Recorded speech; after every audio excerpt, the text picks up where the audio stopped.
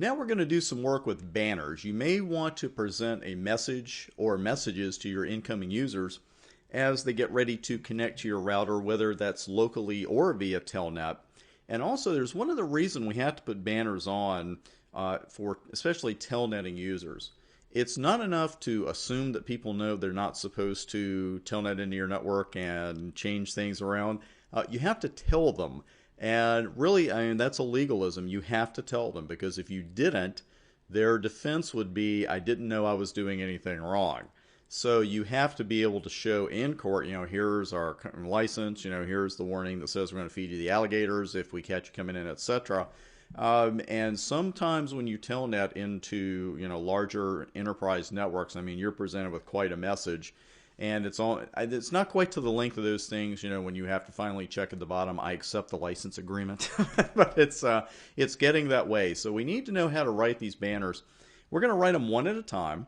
And then we're going to telnet back in from router 3, and you'll see at what point they appear. Also, I'll go ahead and just keep logging out on router 1 as well locally, and you'll see that 2 out of the 3 banners will show up there as well. Also, when we're looking at iOS help here with the banner command, there's a slightly misleading message you're going to get, and I want to make sure that you're very clear on exactly what that means. Let's take a look at our banner choices to begin with.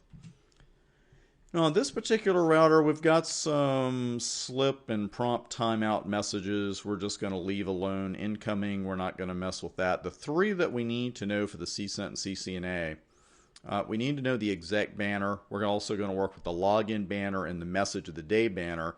And also this line, because this looks a little funny. You see C, banner text C, where C is a delimiting character.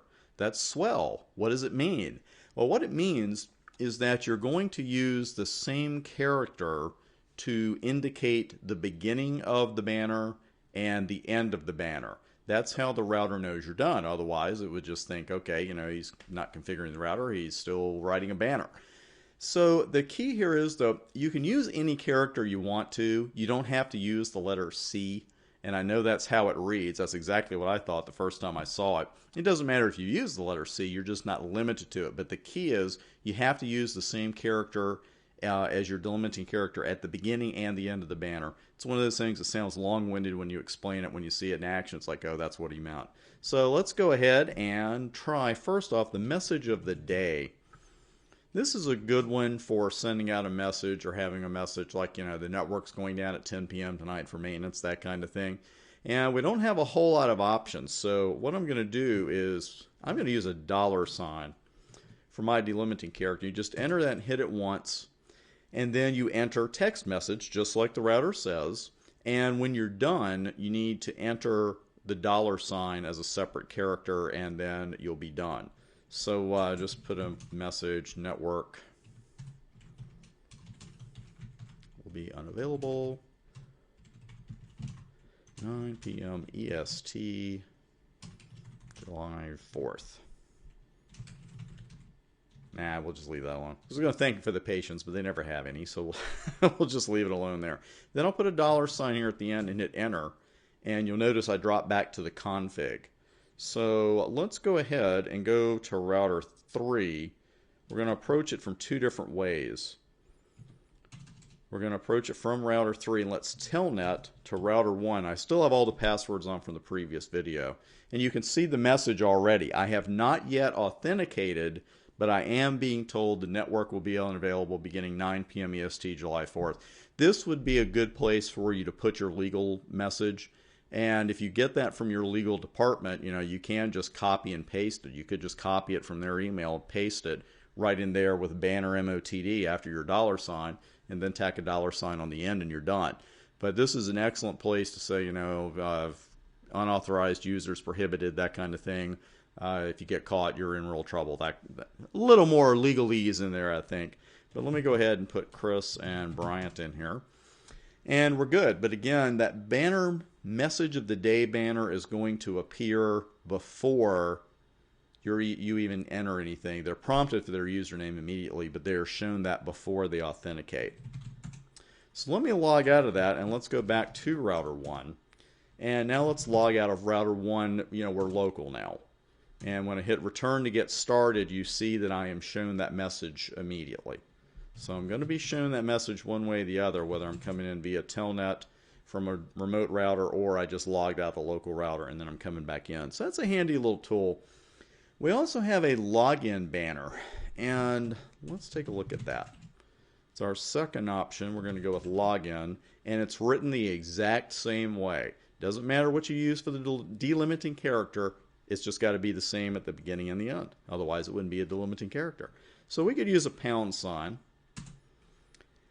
and just drop that in, something along the lines of welcome to our network, etc. Then just put a $sign there. You can actually tailor a message on occasion, some banners, where you could actually put their name in it. Once we see what their login name is, welcome, Chris, to our network. We're not going to get that fancy here. And there we go. So let's just log out right here, router 1. And I don't think you're going to see it here.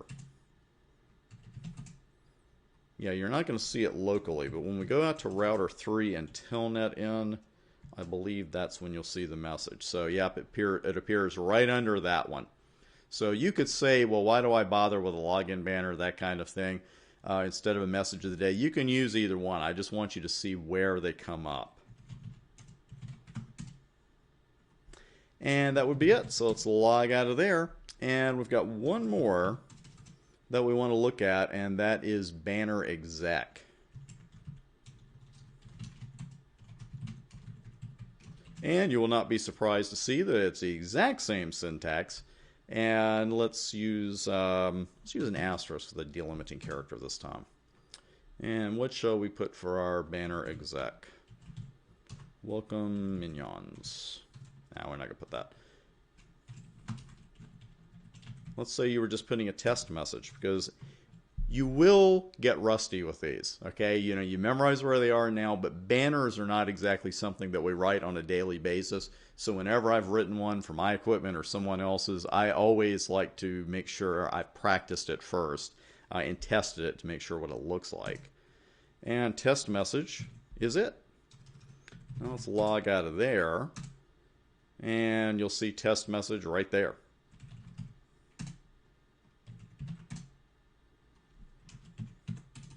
Now with router 3, when we're telnetting in, you'll notice you don't see it yet. That's where you're going to see the banner exec for users that are telnetting in. You're going to see it after they authenticate, so it's a good thing to say, congratulations on your authentication or whatever you want to say to them. But if you want to say something to your incoming users or telnetting users before they authenticate, you need to use banner MOTD or banner login. And if you want to show them a message after they authenticate, you could use banner exec just like we just did. Really easy commands, absolutely nothing complex here at all. Just remembering where they show up is really the key, and it always has been. But just remember, you don't have to use a C there, but if you use different characters, your banner is not going to appear correctly. So just make sure you use the same character to start and begin. And that is it for your banners. I will see you on the next video.